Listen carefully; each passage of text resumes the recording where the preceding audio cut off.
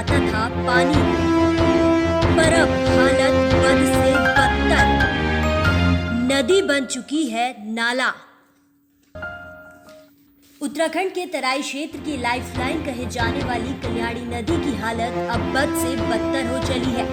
नाला बन चुकी इस नदी के लिए क्या प्रशासन जिम्मेवार है या फिर वजह कुछ और है? जानने के लिए देखिए हमारी एक खास रिपोर्ट।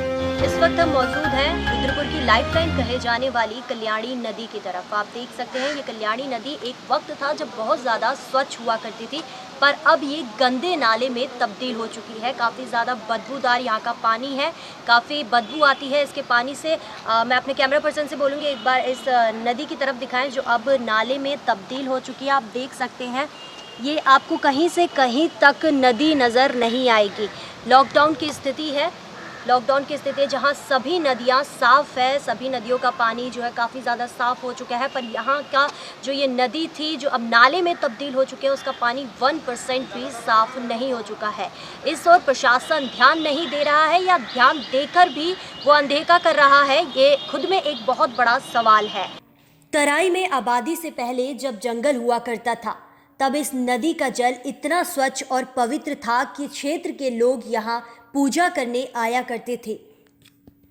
लेकिन वर्तमान में पानी इतना गंदा हो चुका है कि पता ही नहीं लगता कि यह नदी है या फिर कोई नाला। एक तरफ जहां तराई के शहर रुद्रपुर में औद्योगिक व आर्थिक विकास के मामले में दिन दूनी रात चौगनी तरक्की हो रही है, वहीं इस शहर से गुजरने वाली नदी पर वर्षों से हो रहे अतिक्रमण ने इसके अस्तित्व पर संकट पैदा कर दिया है। रुद्रपुर नगर निगम मेयर रामपाल सिंह से जब इस नदी की बदलती हालत के बारे में पूछा गया तो क्या कहा उन्होंने, सुनिए। मेरा पूरा बचपन मैडम यहीं गुजरा है और मैंने उस नदी को अब से लगभग 40-45 साल पहले से देखा है। ये इतनी साफ़ सुथरी नदी होती थी और इस नदी का पानी नहाने के लिए, खाना बनाने से लेके हर काम के लिए यूज़ होता था।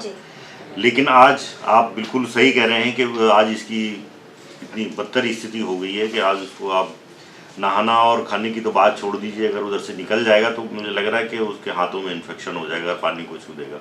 इसकी एक बड़ी वजह जनसंख्या का बढ़ता हुआ दबाव और सिडकुल है। सिडकुल में जहाँ तक सवाल है कि हमारी सरकार आने के बाद पहले क्या था कि यहाँ पर जो एटीपी लगी थी फैक्ट्रियों में वो काम नहीं कर रही थी, खाली नाम मात्र की एटीपी थी, जिसकी वजह से एक बड़ी समस्या थी।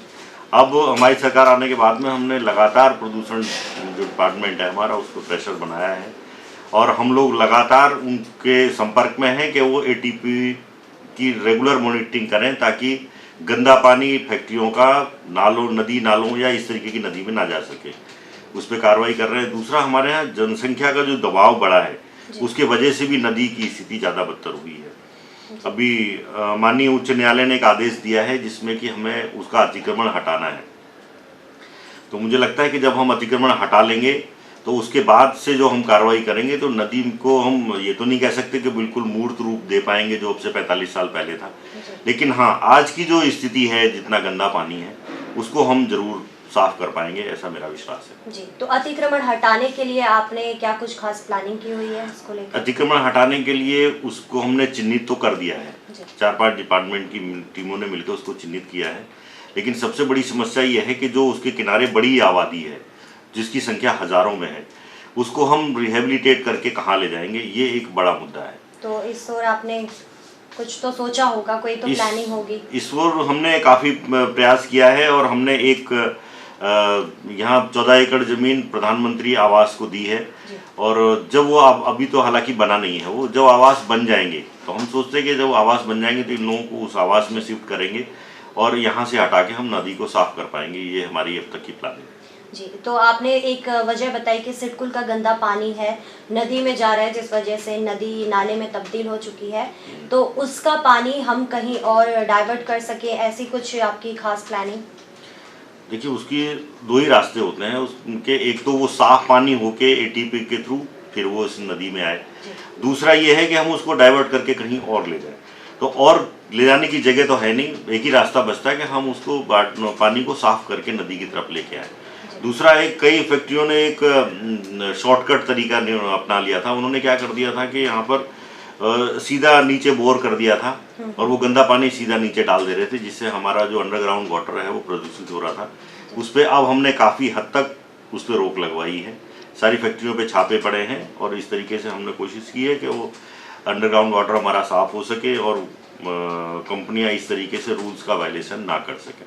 जी चलिए सर, शुक्रिया। और सबसे पहले मैं आपके चैनल को भी बधाई देना चाहता हूं कि इतना सेंसिटिव मुद्दा जो आम आदमी से जुड़ा हुआ था आप लोगों ने उठाया। आज तक इस तरीके का मुद्दा इस नदी के संबंध में किसी ने नहीं उठाया था, कोई चैनल हमसे इस तरीके के सवाल पूछने नहीं आया था। मैं आपको और आपके चैनल को भी विशेष रूप से बधाई देना चाहता हूँ। धन्यवाद। धन्यवाद सर।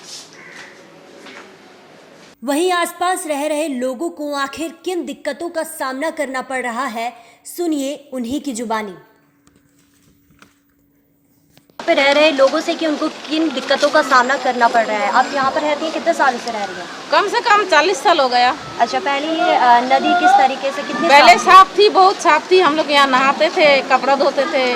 अब तो इस नदी में ऐसे हालत, जब से कंपनी आई है तब से ये नदी बेहतर हो गया, इसके कोई काम करने का लायक ही नहीं है। अच्छा, प्रशासन से आपने कुछ बात की इस बारे में? नहीं, हमने तो कुछ बात नहीं किया। आता है फिर हर साल सफाई करती है, फिर वही गंदगी फैल जाती है। क्या लगता है ये गंदगी का कारण क्या हो सकता है?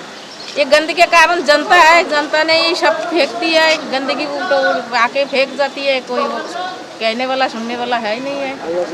तो यहाँ पर हम दूसरे जो व्यक्ति हैं जो यहाँ पर रहते हैं, आसपास के एरिया में रहते हैं, हम इनसे जानेंगे कि क्या कुछ दिक्कतों का सामना आपको करना पड़ रहा है। ये लॉकडाउन में थोड़ा हमारा दिक्कत हो रहा है, कोई काम दाम नहीं चल रहा है, गरीब आदमी हूँ, काम सारे सब बंद पड़ा है जी।